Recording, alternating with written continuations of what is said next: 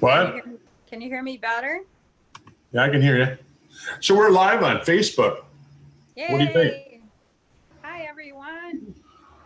Yeah. Welcome to Andrea, so many people these days, they say like it's 70% of people in United States take a multivitamin. Oh, really? And, yeah, 70%. So we're the information is getting out there to a large percentage of people, right? Yeah, that they need supplements, right? Yeah, they realize that maybe they're missing some key nutrients in their diet, but yet I think that they believe that if they take a simple multivitamin, they're getting everything that they need. Right. What's your thoughts on that? Well, we know that's not the case because there's been lots of studies done about just multivitamins you can buy on, the big box store shelf, and that they really are not very effective. They usually don't have the ingredients in them, quality ingredients. They don't have the right amount of ingredients in them. And that there's that old story about people who run around with porta-johns and they say they find everybody's vitamins down in the bottom of a porta-john when they clean them out. So you have to have some quality product. That's right. Yeah, like you were saying, Andrea, that's really true. That a lot of vitamins they use poor quality ingredients when they're making the product, right? And then when they might actually be using good quality ingredients initially. But because of the processing to put the ingredients into the pill, then they destroy the great properties. Right. Kind of like when you take food. If you take food and you overcook it, right, you're going to cook the vitamins out of it. Yep. Or if you cook something and you let it sit and you maybe eat it sometime later during the day or whatever, same thing. The nutrients are given off into the air, or they're oxidized, from the heat, whatever, right? But that's what happens when they're making a lot of vitamin products, is that they just the process of grinding it up, the process of mixing it up, it destroys a lot of the ingredients that go in it. So they might start with a great product. Let's just assume they start with great ingredients, right? Okay. And but by the time they put it into a pill, like you said, you can go into these porta-johns and they find it in the bottom because they had to compress it so hard to make everything stick together. And then they coat it with a shellac that I think I read like 97% of us can't dissolve the shellac. Right. And that's why they don't dissolve in your body. Yeah, but I think that's why a lot of these vitamin companies started popping up over the last decade or so, where they said, "Oh, look, our product, it's a liquid product. Oh, look, ours is a gel, ours is a gummy vitamin, ours is this, ours is that." And so they started coming out with products with different forms of delivery, thinking that was going to solve the problem. And that really isn't the case, is it? No. Because they still end up with products that just aren't quality products and that. But I just wanted to share something here. If we take a look here, hang on with me here. Can you see that? Yes, vitamins for chronic disease prevention in adults. Yeah. So this is a from the Journal of the American Medical Association, JAMA. Right? And this goes way back to June 19th, 2002. And so it says, I'll read that to you there. It says, vitamin deficiency syndromes such as scurvy and beriberi are uncommon in Western societies. However, suboptimal intake of some vitamins above levels causing classic vitamin deficiency is a risk factor for chronic diseases and common in the general population, especially the elderly. You're right. It talks about vitamin B6. It talks about vitamin B12, causing risk factors for cardiovascular disease, neural tube defects, which is the birth defect, colon and breast cancer. Suboptimal levels of vitamins are the causes. This is what the Journal of the American Medical Association came out and said way back in 2002. Okay. And so they said that pending strong evidence says that it's apparent that it's prudent for all adults to take vitamin supplements. And the evidence for tailoring the contents of the multivitamins is specific for the characteristics of the patient's age, sex, physical activity, and for vitamin levels for that person. So aren't they really saying that that the vitamins need to be addressed for each person, right? Yeah, it seems like the American Medical Association would read their own article. Well, it's interesting. This came out in 2002, and I remember when this article came out, and you can see here, there's it talks about suboptimal levels of folic acid, vitamin D, vitamin C. You know, I mean, they're just going on. They're saying that, for example, if you keep your food hot for longer than 2 hours, you lose 10% of the vitamin C, 10% of the folic acid, 10% of the vitamin B6, and then 30% is lost when you store it and reheat it. And then if a person consumes alcohol, it lowers some of those vitamins again, and you can't absorb it, and vitamin B12. And so it says that there's three options for correcting the suboptimal intake. You know, and the first one they talk about, which is, you know, the best, get it from your diet, right? Right. But what's the problem with getting it from your diet? Well, that our produce today comes out of depleted soils, so you don't have the mineral content and stuff in the soil that they had 40, 50 years ago. And so if you can actually go to the, what is the regulation, the agricultural website, you know, and you can see they'll have a table. The USDA? Yeah, that one. Showing you, you know, like what's in broccoli today compared to in the 1940s. That's and right. It's crazy.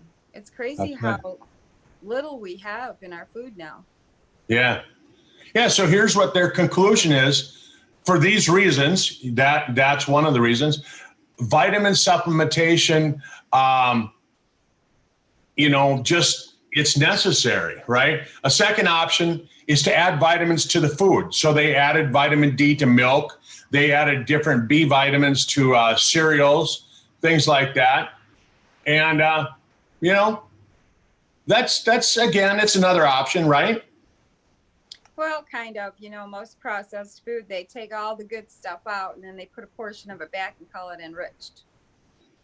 Yep.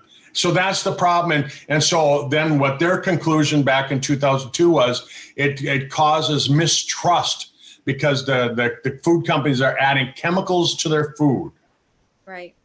And then it says here in the Journal of the American Medical Association, JAMA, it says the third option is for individuals to take vitamin supplements. And so we go on to say that it contains the basic multivitamins, each containing at least 100% of the daily value, the RDA. So-called vitamins often contain food supplements such as minerals and herbs. And so, you know, they go on to talk about that. What do you think of most store brands? Well, I think we've kind of covered that. You know, most store brands are low quality. And we just talked about that. I mean, basically, they don't dissolve. They're coated with a shellac material. Your body won't break them down. And they just don't have the quality that you want. If you're really trying to get healthy, why not get something that's really going to work? Yeah. You see, I switched the screen. Do you see that? Yeah, vitamins and minerals. Yeah, so it's the National Institute on Aging. National Institute on Aging. So this is a good source, right? It's a good reference.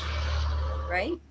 If you're a medical doctor or you're a healthcare provider, you'd kind of trust what they say. I mean, this comes from United States Department of I can't read what it says up there. Hang on one second. Of Health and Human Services, right? Right. So if you're a consumer, if you're a doctor, if you're a healthcare provider, wouldn't you trust this? Well, I would certainly suppose that it has correct information in it. Yeah. So here's what it says. It says vitamins that help your body grow and work the way it should. There are 13 vitamins, A, C, D, E, K, and B vitamins. That's all they list. They say there's 13 vitamins, and they say vitamins have different jobs, helping you resist infections, keep your nerves healthy, help your body get energy from food or blood to clot properly. And by following the dietary guidelines, you will get enough of most of these vitamins from your food. Okay, so I just showed you an article from the Journal of the American Medical Association, and now I'm showing you an article from the Journal of the National Institutes of Aging. And aren't they giving you kind of a mixed message? They sure are. Yeah. So as a physician or as a healthcare provider, which one do you listen to? Well, you're probably going to go to another source, right? Have you got one? Yeah. So look at this one. Where's this from? Harvard Health Publishing. Harvard. So again, kind of a reputable source, right? Well, you would think so. Yeah. So here's their article. It says, do you need a daily supplement? And like we were saying, 70% of people take some kind of a multivitamin. This is from September of last year, by the way. Okay. Fairly recent. Yeah. So here's what they go on to say. They say over-the-counter dietary supplements are big business. So here's how they kind of taint the article. You know the articles will be tainted right away from the beginning. Over-the-counter dietary supplements are big business. Over 90,000 products generate $30 billion a year in the United States. Older adults make up the big part of these sales too, right? 70% take a multivitamin, 54% take more than one, and almost 30% take 4 or more. And then they say, is it good medicine or a waste of money? So again, if you're my doctor and you've just read the National Institutes of Aging report and you just read from Harvard, what are you going to tell me? I don't know. Let's go on. What does Harvard say? Well, they go on to say that it's big business, that we really don't need it, that in fact, a study published May 28th, 2018 from the American Journal or the American College of Cardiology found that the 4 most commonly used supplements, multivitamins, vitamin D, calcium, and vitamin C, did not protect against cardiovascular disease. So this is what they're measuring it. This is their measure. Did it prevent cardiovascular disease?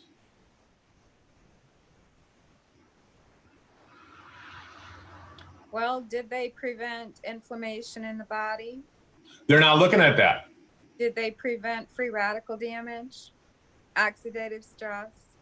So here's what the doctor from Harvard went on to say. Dr. Manson said, so why do so many people take supplements if the health benefits are negligible? So they just based it on the fact that that they're saying that these 4 vitamins don't do anything for cardiovascular disease. And I would dare to differ on that as well. But they say that it's negligible for the benefiting of your health. So why would they take it if the benefits are non-existent for the average healthy person?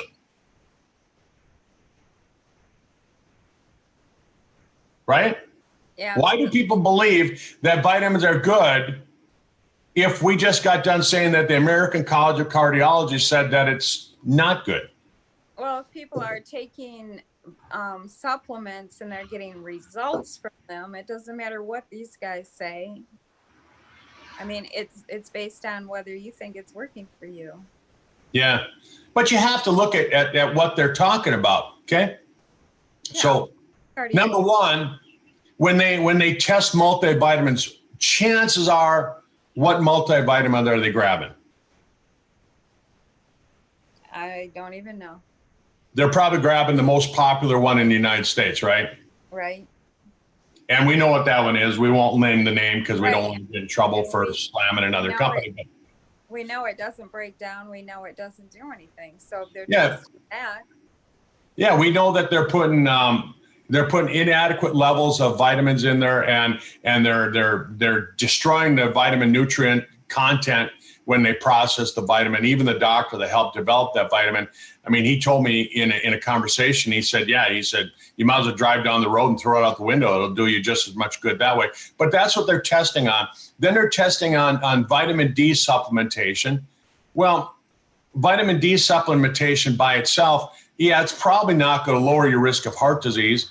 Calcium, most calcium supplements are made with the wrong kind of calcium. They're made with calcium that's not really that healthy. And then according to the studies that I've read, a lot of calcium supplements contain lead, high levels of lead. And what does lead do for the heart? Makes it real heavy. What?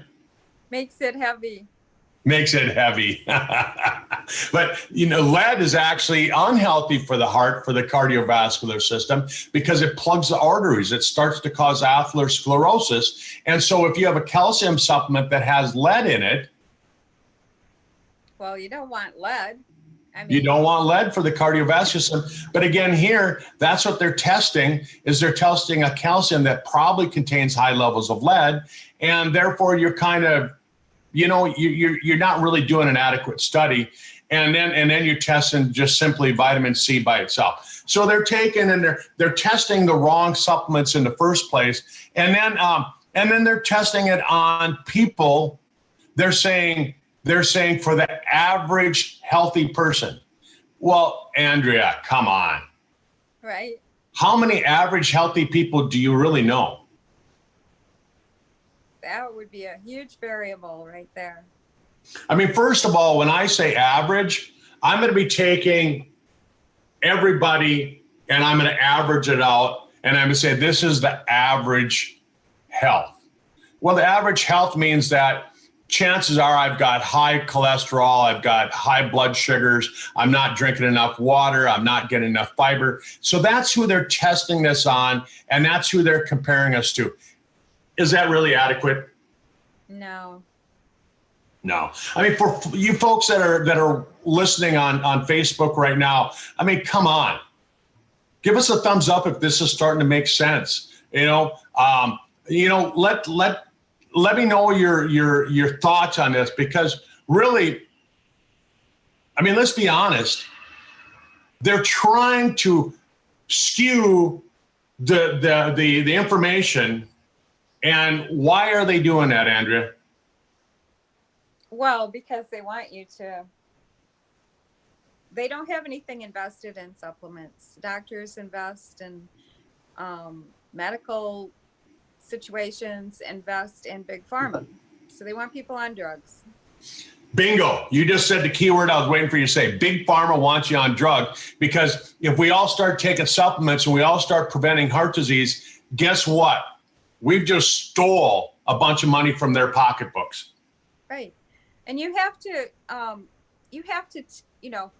two words, fake news. You have to really digest where your source is coming from. And sometimes you don't even know where your source is coming from, because they go out and make like fake, let's say fake social media accounts, and they promote something. I can remember like 3 years ago, everybody just started going nuts over coconut oil, the benefits of coconut oil for the brain, for dementia, for the body, and everybody started doing coconut oil, right? The next thing that started coming across my news feed was, is coconut oil really good for you? And then it was, research has proven coconut oil doesn't do anything. I mean, it just started popping up day after day, you know, because everybody was into discovered that coconut oil is good for you, you know. Right. They threw out their propaganda saying, you know, oh, is it really, they raised the question, is it good for you? And then, oh, well, we really don't think it does anything, you know. So you have to really understand your source. And like, I know from talking with people who've been in some different support groups, a lot of support groups for these diseases that are people are, you know, experiencing, and they end up, it's kind of a life-changing situation, so they go to a support group. A lot of these support groups are actually funded by big pharma, and when you get in there, they don't want to talk about really getting rid of the conditions or the symptoms or anything like that. The people who lead it will talk about the different medications that are available. That's right. I've gotten kicked out of support groups. Medications.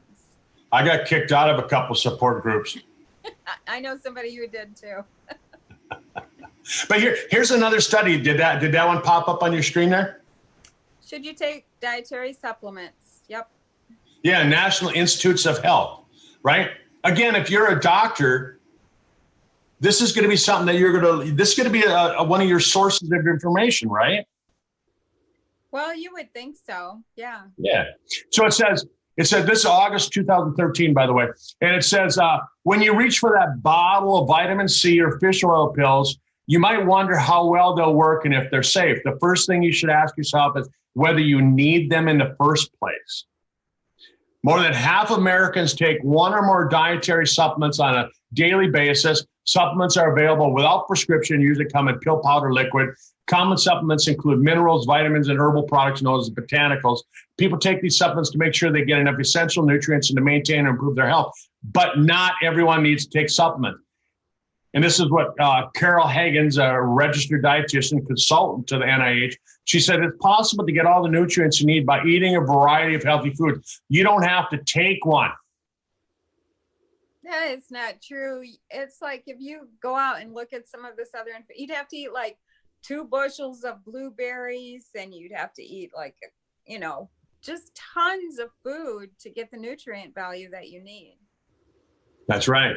That's right. That's the whole thing, is that I'm starting to, I thought I'd pulled up an article that talked about how much food you had to eat, you know, and they had like, they gave this diet and they said, oh, if you eat this diet, you're going to get all the vitamins you need. And they said, oh, you have to eat, you know, like a cupful of yogurt every day with granola in it. You have to eat a piece of salmon or oily fish every day. And you have to do this and you have to do that. And I thought, oh my God, Andrea, I couldn't follow that diet. Right. I mean, if I'm having to radically change my diet in order to get the vitamins that I need, is it any different than taking a supplement? No. In fact, taking a high quality supplement would be much better, because typically somebody who turns out a high quality supplement, it's an extract, it's super loaded with nutrients. That's right. So you look at this again. Here's the National Institutes of Health. They say, you know, they tell your doctor, they tell the average consumer, if anybody pays attention to this, the National Institutes of Health, they say, you don't need vitamins. Here's Harvard. Harvard says you don't need supplements. Here's the National Institutes of Aging. They say you don't need supplements. And way over here, the Journal of the American Medical Association says that it's prudent that we all take supplements. Who do you believe? Well, let's see. Our consensus is don't take supplements. So let's look at who's a member of the Journal of the American Medical Association. Did you know that a lot of doctors, I think it's like close to 70% of doctors aren't even members of their own association? Really? So they didn't read this article. Right. But they read this article, and they read this article, and they read this article. Mm-hmm.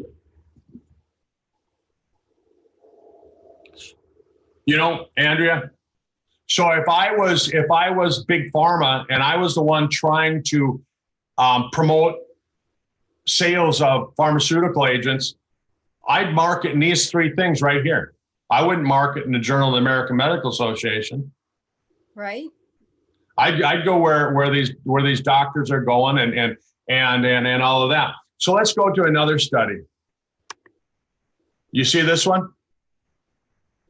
Well-fed but undernourished. Yep. So this is from the Kresser Institute. This is a guy who, a medical doctor who does studies, and he says, so despite abundant food supply, research indicates that Americans are significantly deficient in many critical nutrients. Several factors are responsible for well-fed but undernourished epidemics sweeping the nation, including a high intake of processed food, declining levels of nutrients in our soil, and the increasing prevalence of chronic health conditions that influence nutrient needs. Read on to learn about the epidemic of undernourishment in the United States and other parts of the developed world, and learn how you can help your clients maximize nutrient intake to create a foundation for lasting health. So nutrient deficiency in developing nations. So basically they're saying that in third world countries, sure, we have a problem with calories and protein and iodine and iron and vitamin A and zinc and things like that. But in the developed world, what happens is that in the land of the plenty, like here in the United States, we have lots of calories, don't we? 3,600 calories a day. That's a 24% increase from 1961. But a wide range of nutrient deficiencies.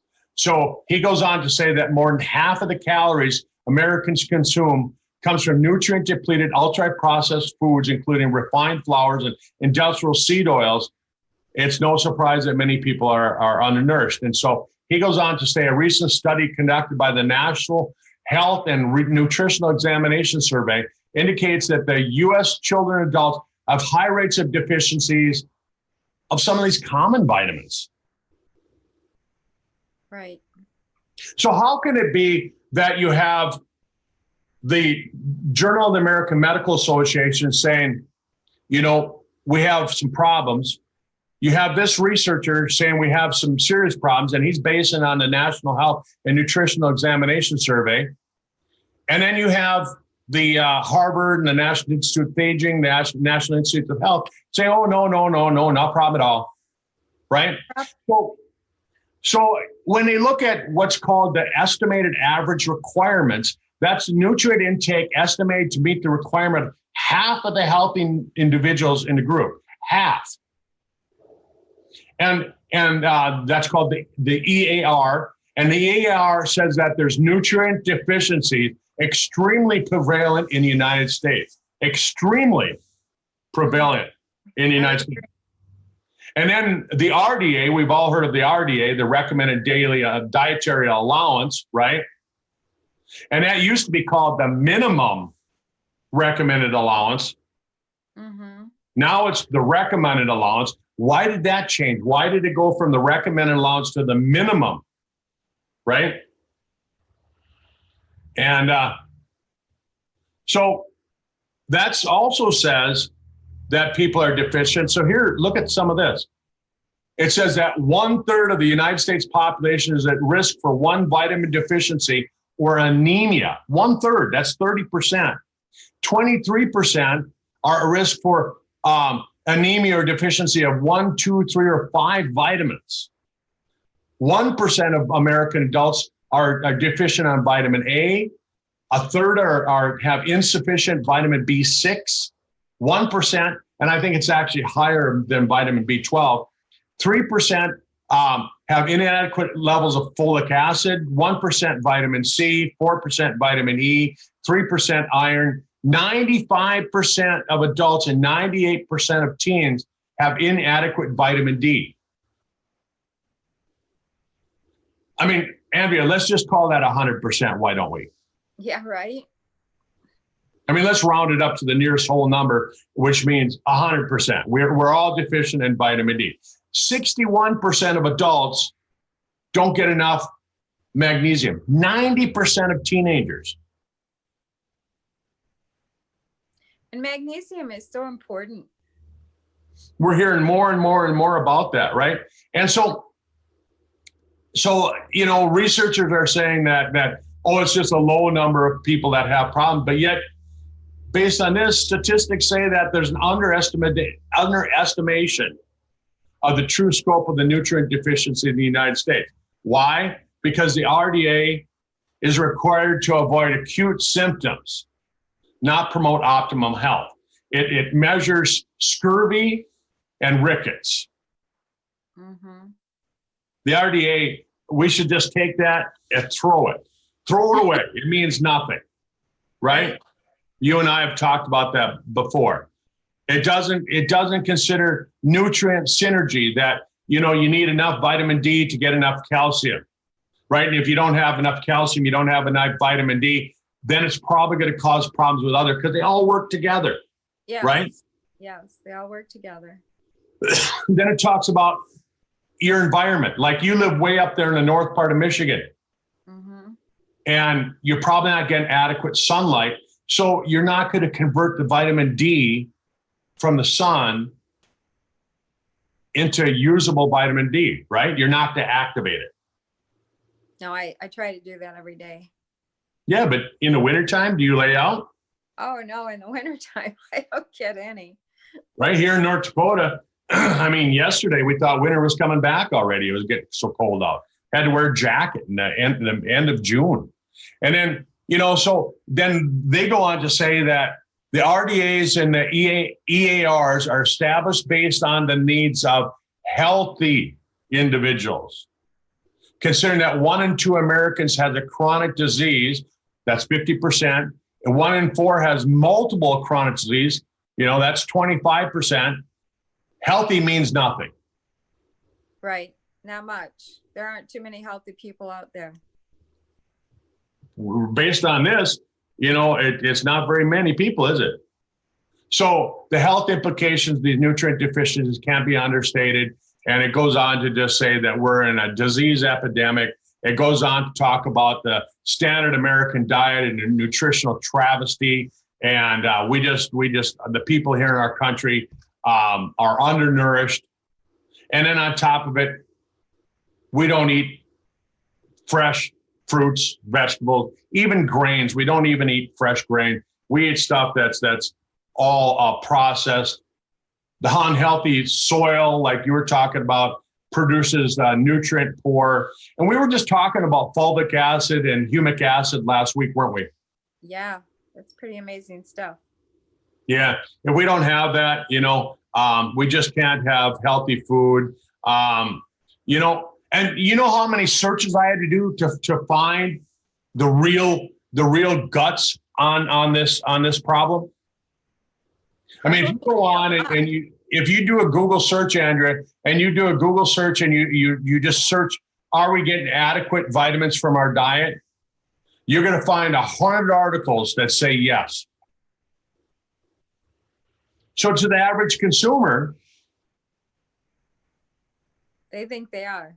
They think they are. Look at this. Look at this in the dark print there. Many chronic diseases are associated with alterations in the gut microbiota, the gut microbiome. Weren't we just talking about that last week? Yeah, we did a whole topic on it.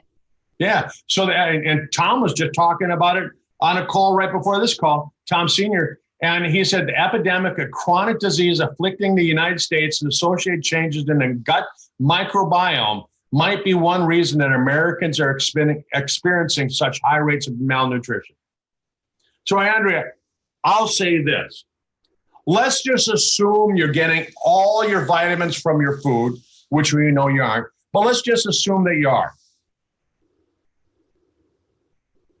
If your gut's not healthy, does it really matter? No, because it's not going to process the vitamins and minerals correctly. That's right. Because if you have leaky gut, you're not going to absorb the nutrients. Right. On top of it, you're going to absorb some bad nutrients on top of it. So, and then it goes on, increasing exposure to environmental toxins like lead, arsenic, cadmium, mercury, interrupt the absorption, metabolism, and utilization of essential vitamins over time and leads to deficiency of calcium, iron, and zinc. Yep. Food allergies, food intolerances. And then he goes on to, say that, advise your clients and patients to eat a nutrient-dense whole food diet. Hey, we can't argue with that, right? Right. I mean, Andrea, if I'm your doctor and I say, go home and eat a very good diet with lots of vitamins and minerals for whole food, you're going to do your best to do that, right? Right. But there's only so much you can do. That's right. And your grocery store, I mean, you live up in northern Michigan, you don't have fresh fruits and vegetables all year round. No, it's all shipped in. Yeah, the grocery store is going to say it's fresh, because if I go into the grocery store here in Fargo, North Dakota in the middle of January, and they say, here's the fresh produce, I kind of got to laugh a little bit, right? Right. Fresh as compared to what? Well, they kept it fresh. I mean, it was fresh when I don't even know if it was fresh when they picked it. So probably not. Most of it isn't. And then that creates a whole other problem with your gut. yeah. So there we go, Andrea. Topic of discussion. I mean, what do you think? Do you think that we presented enough evidence that we can say we're not in the ballpark, we're not getting what we need from our diet? Right. No matter how you add it up, we're not getting enough, are we? No, not at all. Not at all. So we got to think about what we're doing, right? And, you and I, we've gotten pretty, conscious of what we buy, what we do. I mean, I would say that, I've hung around you enough that you eat pretty healthy. I've watched you eat. And I mean, you grow some of your own fruit, your own vegetables there. I try and buy mostly fresh food and that I can, and try and buy stuff that's in season. And I eat good. I make sure that my meat comes from good sources, all of that. But wouldn't you say that even though we're probably in that upper echelon of people that are in the know, we still need supplements? Yes, definitely.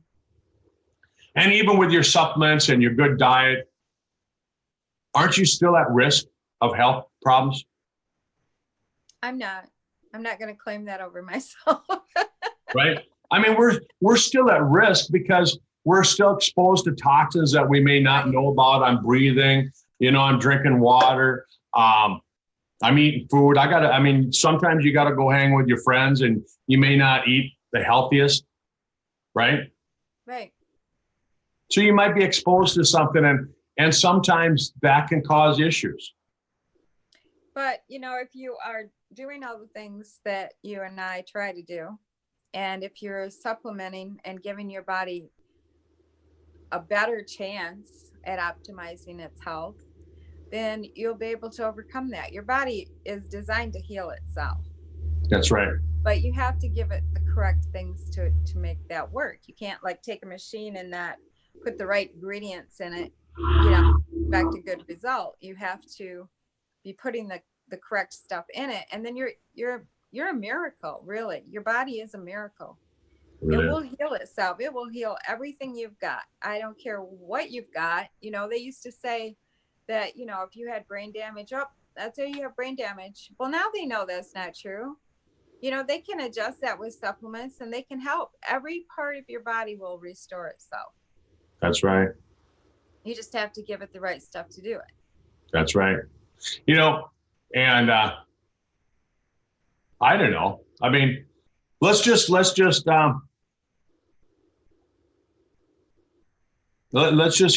that, that if you're wise, if you're thinking, if your brain is turned on, the gears are clicking together and everything's working, you're gonna probably conclude that you need to be doing something. Right. You need to be doing something. And there's so many studies out there. This last weekend on Sunday, I found a report that said you can that you can lower your risk of pancreatic cancer by keeping a healthy microbiome. Wow, that's important then, isn't it? Yeah, they found that like, I don't remember what percentage, I can't remember, but it was a huge percentage of people with pancreatic cancer benefited by improving the microbiome, and that's what we talked about with fulvic acid and humic acid and fucoid, and we can't take cures or treats or anything like that, but what we're doing is we're optimizing the way that the body reacts in certain situations. Yes, giving it all the support that it needs. And some people might say to you, they say, Andrea, well, am I going to get too much? Well, I don't think you can get too much. I mean, almost all minerals or vitamins, if you get too much, the body just eliminates them. It dumps them out. I mean, if I take too much of, say, B vitamins, for example, I might pee a little bit different colored urine. Yeah. It might have a little bit of a smell to it. It's just like if you eat asparagus, you're going to have kind of that sulfury smell, right? Right. But I would rather have a little bit too much than not enough. Right. Because, the body knows how to get rid of it. The problem comes in when we have synthetic vitamins. Correct. A number of years ago, I want to say it was probably 15 years ago or so, maybe not quite that long, but let's just say right around 12, 15 years ago, there was a study that came out and it said that vitamin E, the intake, taking vitamin E, it lowered your risk of cardiovascular disease. Mm-hmm. Right? And so we saw a lot of people taking vitamin E supplementation. Right. Then a study came out within a year and it said vitamin E caused heart disease. Synthetic vitamin E. They didn't say that. They just said vitamin E causes heart disease. And so as a physician, I was presented with that problem. My patients were asking me, they're like, hey, doc, you told us to take vitamin E to prevent heart disease. And now over here is a study that says that it causes heart disease. Doc, we got to go with the study. You're just one doctor. Here's a study. Right. And so I was like, holy cow. I mean, was I wrong? And so I went back and I started reading the studies, and the study presented clear evidence. On one side, it was good. On one side, it was bad. And so the consumer is just going to go, what do I do? Right. And so I started reading the sources of the information. And that's when I found out exactly what you just said. The study that showed that the vitamin E was bad for you, they were using a synthetic form of vitamin E. Right. The study that showed heart disease was good for, that vitamin E was good for heart disease, they used natural vitamin E. Do you suppose they did that on purpose? That's a thought. Right? I don't know. I mean, Andrea, I think I'm with you on that. I'm thinking that whoever did the second study probably didn't use a good source of vitamin E on purpose. Yeah, because everybody's going on it, preventing cardiac disease. Right? I mean, if you say, hey, doc, if you say, Kurt, can you give me a study that shows that vitamin C is bad for you? I'm going to do my best to find all the studies, all the references that show that vitamin C is bad. Yep. And I'm not going to look at the ones that say it's good. I'm just going to. Sad? Huh? Isn't that sad? That we're in a battle with the people who are really supposed to be wanting us to be healthy. That's We're right. with them. Yeah. So you have to make decisions on your own. You have to do some research. You have to tune into calls like this to get a different perspective on what might be happening out there, because so many people will say, well, 2 years ago it was good for you. now it's bad for you. And they're just confused. That's right. You know, not that we know everything, but we can actually, help you open your mind up. Wait. We don't know everything?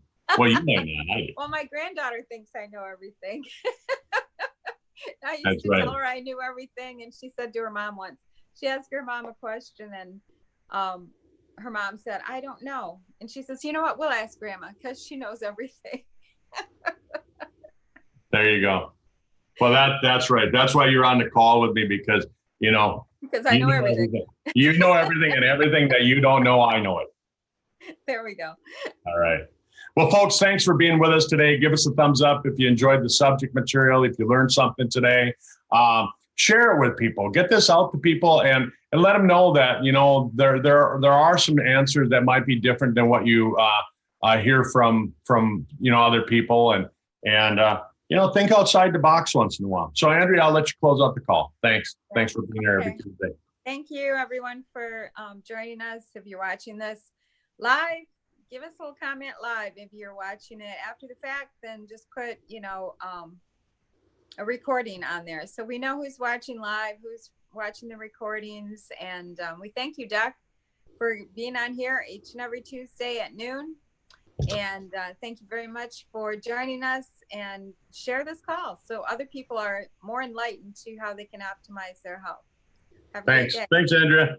Bye. Bye-bye.